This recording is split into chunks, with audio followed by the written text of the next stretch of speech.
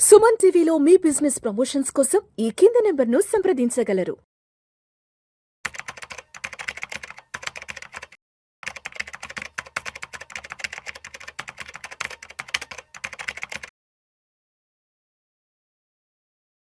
Suman TV ప్రేక్షకులకు స్వాగతం. నేను doctor Anil Kumar Bachu, certified financial ప్లానర్ని, ఎన్ఎస్ఐఎం సర్టిఫైడ్ రీసెర్చ్ అనలిస్ట్ని కూడా.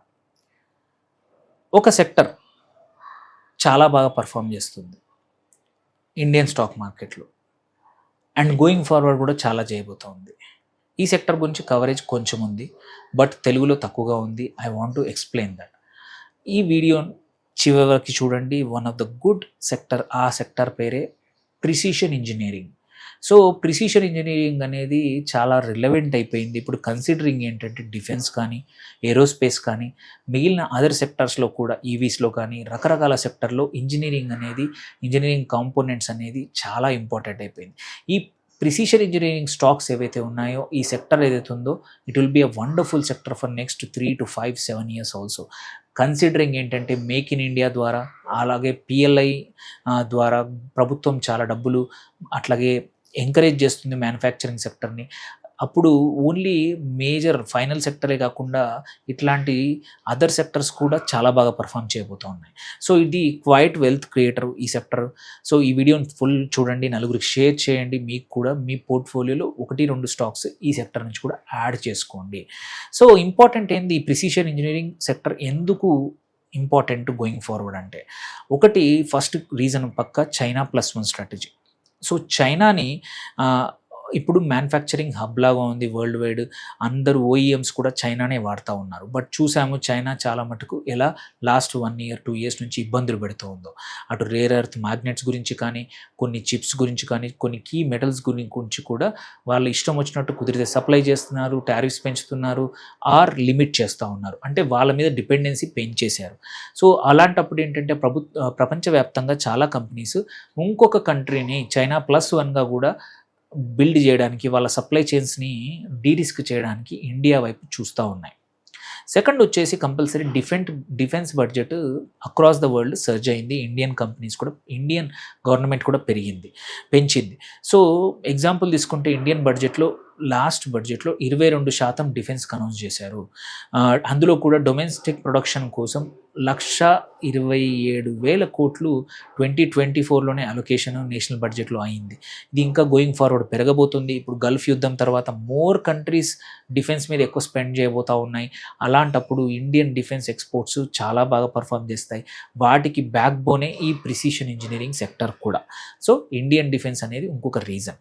థర్డ్ వచ్చేసి ఏవియేషన్ బూమ్. ఏవియేషన్ మనం చూస్తూ ఉన్నాము. ఉడాన్ ద్వారా అట్లీస్ట్ 100 ఎయిర్పోర్ట్లు కొత్తవి కట్టారు, అండ్ ఫ్లయర్స్ కూడా పెరుగుతూ ఉన్నారు. అండ్ మనం చూసుకుంటే నియర్లీ 15,000 ప్లేన్లు అనేవి ఆల్రెడీ గ్లోబల్గా బ్యాక్లాగ్ ఉన్నాయి. ఈ సెక్టర్లో కూడా నియర్లీ 1,20,000 కోట్ల కొత్త ఇన్వెస్ట్మెంట్ రాబోతూ ఉంది. సో అండ్ ప్రపంచవ్యాప్తంగా ఇండియా అనేది ఫాస్టెస్ట్ ఏవియేషన్ మార్కెట్ కాబోతూ ఉంది. వీటికి కూడా క్వైట్ అ ఫ్యూ కేసెస్లో Indian precision engineering is very essential. కొన్ని కంపెనీస్, గ్లోబల్ కంపెనీస్ ఇక్కడ మ్యానుఫ్యాక్చర్ చేస్తున్న హెలికాప్టర్లు కానీ, క్వైట్ అ ఫ్యూ థింగ్స్ వాటికి సెక్టర్ కావాల్సింది చేస్తూ ఉంది. అండ్ లాస్ట్ వచ్చేసి ప్రొడక్షన్ లింక్డ్ ఇన్సెంటివ్, ఇది పిఎల్ఐ. మనం చూసాము 15,000 కోట్లు స్మాల్ ఎయిర్క్రాఫ్ట్ కోసం, మ్యానుఫ్యాక్చరింగ్ కోసం FY27లో పిఎల్ఐ కోసం ప్రభుత్వం అనౌన్స్ చేసింది.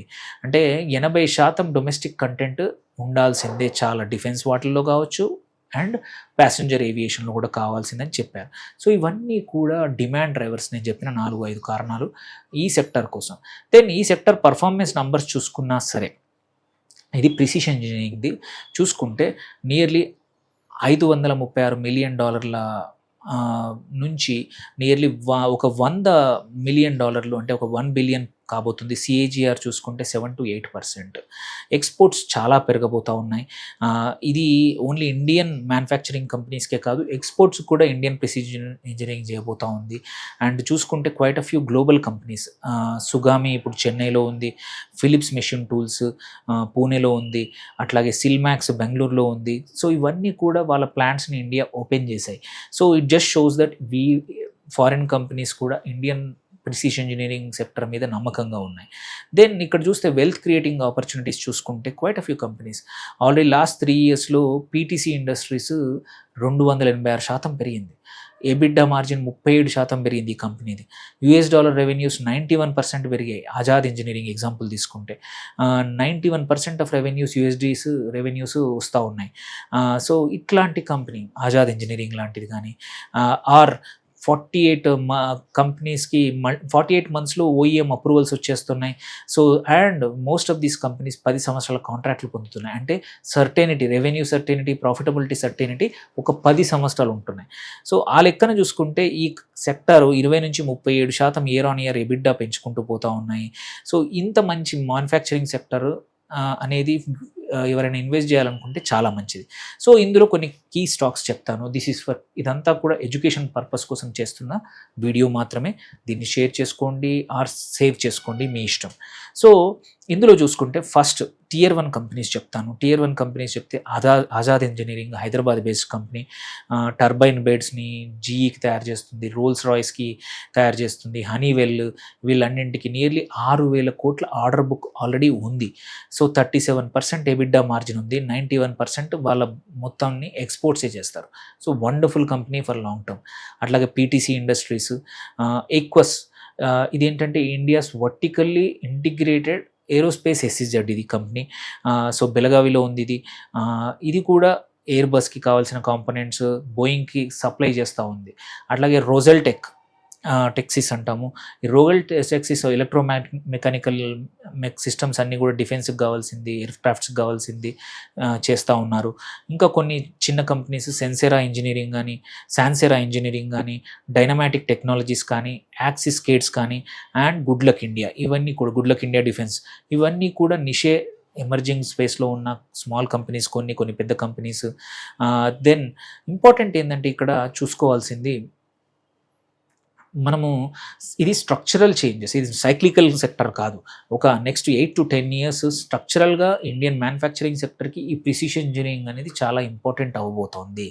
సో ఎందుకంటే డిఫెన్స్ బడ్జెట్ పెరుగుతూ ఉంది, ఏవియేషన్ ఆర్డర్స్ పెరుగుతూ ఉన్నాయి, చైనా ప్లస్1 స్ట్రాటజీ అయితే మారే అవకాశం లేదు, డికేడ్ లాంగ్ ఆర్డర్స్ వస్తూ ఉన్నాయి.